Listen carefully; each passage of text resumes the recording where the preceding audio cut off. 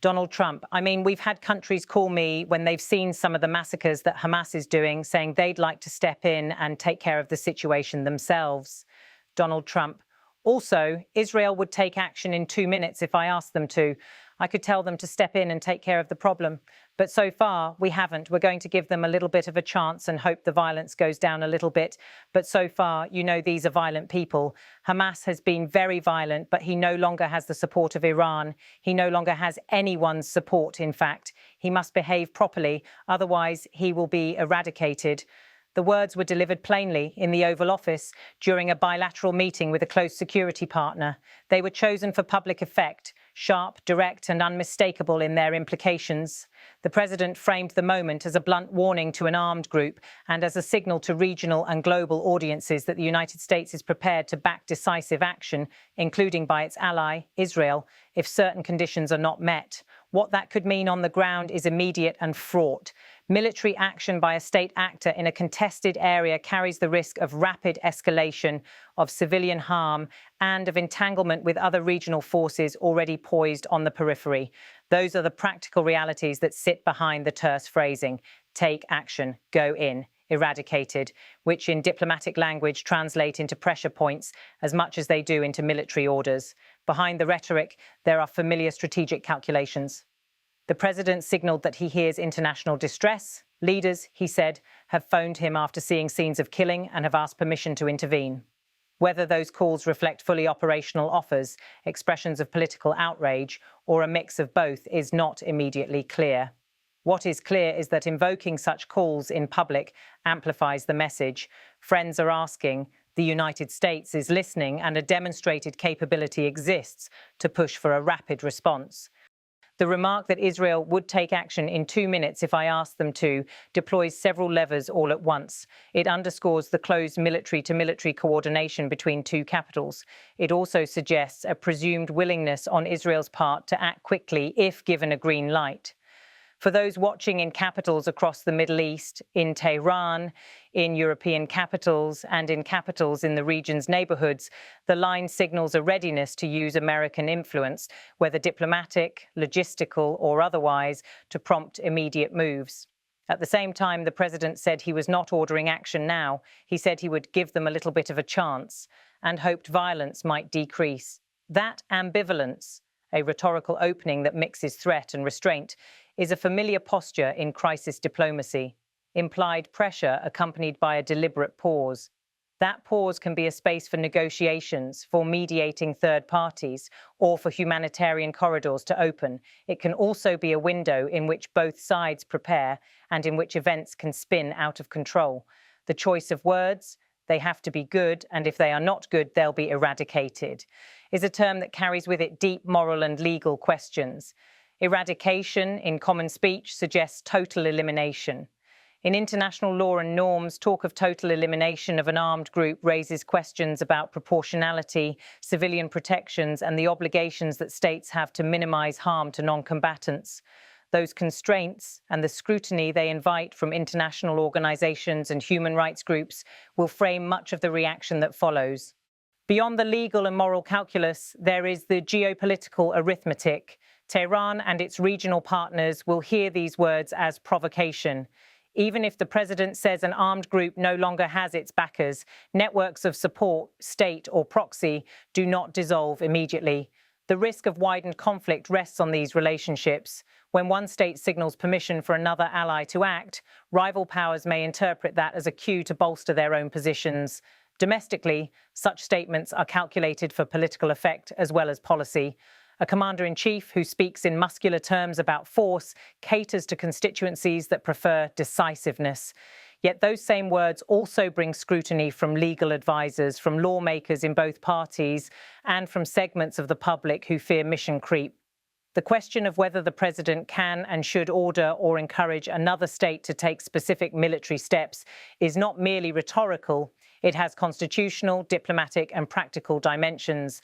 The humanitarian frame is central. Scenes that prompt expressions of outrage are also scenes where civilians are most at risk. hospitals, markets, places of refuge. Any shift toward expanded operations would likely bring intensified military activity, and with it, more displacement, more infrastructure damage, and more need for urgent aid. Humanitarian agencies will press for access and for protections. Their urgency often increases as diplomatic temperature rises. At the same time, military actors on the ground watch political signals closely. Clear political backing can embolden commanders. Ambiguity can create dangerous miscalculations. If a state believes it has a direct line of political support, it may move faster, perhaps without full consideration of complex urban environments or the presence of civilians. Conversely, expressions of restraint can temper immediate action, but may not prevent escalation at a later date. For regional actors, the statement will be passed through the lens of past interventions and long-standing grievances.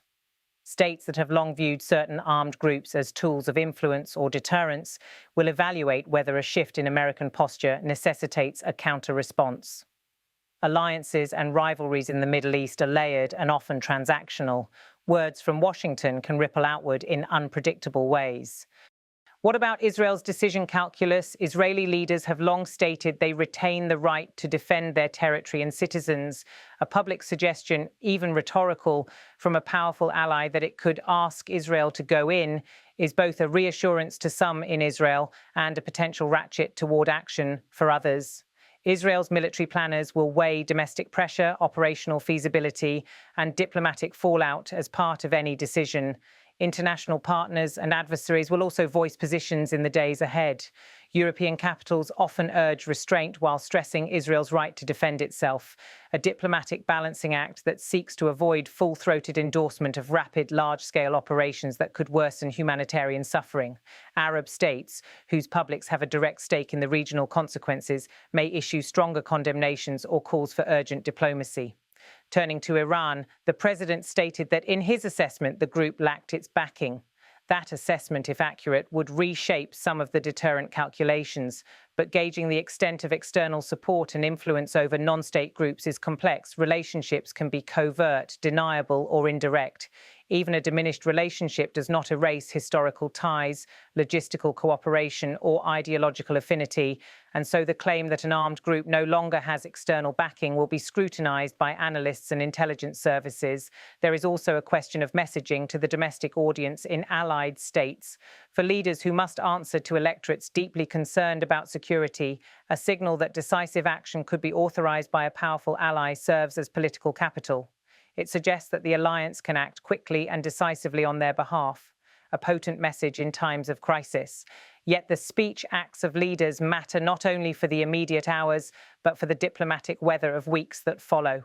When a president publicly frames the choices in stark terms, it can narrow the space for subtle diplomacy, for quiet back-channel negotiations, and for mediated ceasefires. On the other hand, the same words can spur emergency diplomacy as third parties rush to prevent escalation once a red line has been signaled. On the legal plane, the use of language that appears to authorize or encourage actions by another sovereign state raises questions about the nature of compellence and consent. If the United States were to explicitly direct or order an ally to act, the legal basis and the nature of the coordination would be closely examined by lawyers and by international institutions.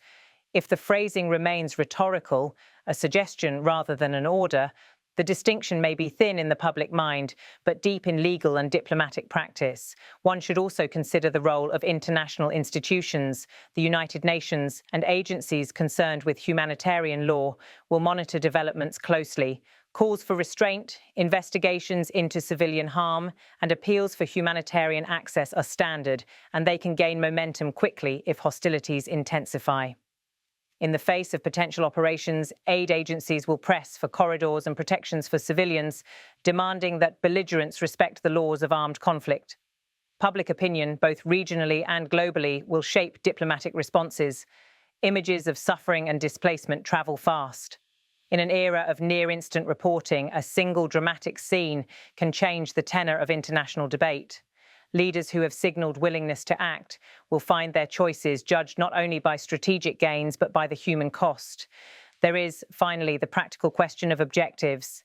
If a state were to undertake an operation against an armed, embedded group, what would the objectives be? Are they narrowly focused to degrade capabilities, to free hostages, to seize weapons? Or are they broader, aiming at a political restructuring of power in the disputed area? The president's stark language that militants must behave properly or face eradication speaks to maximalist aims. Translating maximalist aims into achievable tactical objectives is often where strategy breaks down.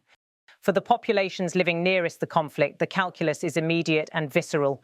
Markets, schools, hospitals, and homes are all at risk when fighting intensifies. Disruption to essential services, water, power, medical care compounds the human toll. Humanitarian corridors and ceasefire negotiations frequently try to address these realities, but they can be fragile and short-lived when military momentum is high. In Washington and allied capitals, officials will now undertake a rapid assessment. Diplomatic signals, military readiness, regional posture, and international messaging. Behind closed doors, there will be exchanges between military chiefs, intelligence assessments scrutinized, and consultations with partners. Public remarks delivered in the Oval Office often reflect and shape these same deliberations. For analysts and the public alike, the question will be whether this was chiefly rhetorical, designed to deter and to pressure, or whether it marks a shift toward authorized cooperative action with a regional ally. The line between deterrence and escalation is thin. The difference between the two often depends on how each side interprets intent and how quickly events move once words are spoken. History offers cautionary examples. Public statements intended to deter have sometimes hardened positions and accelerated conflict. In other cases, strong rhetoric has contained escalation by convincing adversaries that the costs of further action are too high. Which path this moment takes will depend on a host of decisions in the hours and days ahead, on diplomacy, on the choices of local commanders, on the responses of third-party states, and on the pressures exerted by events on the ground. It is also important to note the domestic political dynamics. Leaders in democracies must balance immediate security concerns with public scrutiny, legal limits, and the obligations of oversight. Congressional leaders will demand briefings, opposition politicians will challenge assumptions, legal counsel will weigh the constitutional and statutory frameworks that govern the use of force and the provision of support to allies. From a humanitarian perspective, the clear priority is minimizing civilian suffering. If operations were to expand, the international system's capacity to deliver aid, to monitor protections, and to document potential violations will be tested. Aid agencies and neutral observers will call for access and for safeguards that keep non-combatants out of harm's way. For regional security, the strategic landscape may shift. Weapons flows, proxy support, and deterrence postures could change in response to an escalatory move that can produce a cascade of unintended consequences, from the hardening of rival alliances to localized clashes in other theaters. Despite the gravity of the language used, the public record shows the president did not, in that moment, issue a direct order to act. He framed the message as a warning and a lever. What follows will depend on whether allies interpret the words as a license, a hint, or simply as a rhetorical posture designed to pressure the targeted group and any remaining supporters. As this story unfolds, the international community will watch for three key developments. First, any concrete operational moves by state actors in the area. Second, rapid diplomatic activity aimed at de-escalation or mitigation. And third, how humanitarian access and protections are managed if violence intensifies. Those three items will shape not only immediate outcomes, but also the political narratives that follow. In the final analysis, words from a powerful capital matter. They can reassure, they can restrain, and they can provoke. The balance between deterrence and escalation is delicate. Leaders must weigh the immediate perceived benefits of decisive-sounding rhetoric against the longer-term costs that arise if military action spirals beyond intended objectives. For now, the president's public warning has reset expectations. Governments and non-state actors across the region will adjust their calculations. Diplomatic back channels are likely to open. Humanitarian agencies will mobilize contingency plans. Military planners will reassess options. And ordinary people living close to the conflict will, as they always do, brace for the consequences of political choices made far from their homes. In reporting these developments, the task is twofold: to explain clearly what was said and to place those words in the larger context of law, strategy, humanitarian consequence, and regional politics. The President's pronouncements are a moment of clarity about intent. The work now is to trace how that intent translates into action and with what human cost. We will continue to follow this story as it evolves, reporting developments, reactions, and the humanitarian situation on the ground. What remains constant in moments like these is the high human stakes and the urgent need for measured, lawful, and proportionate responses that protect civilians, preserve avenues for diplomacy, and avoid a wider conflagration.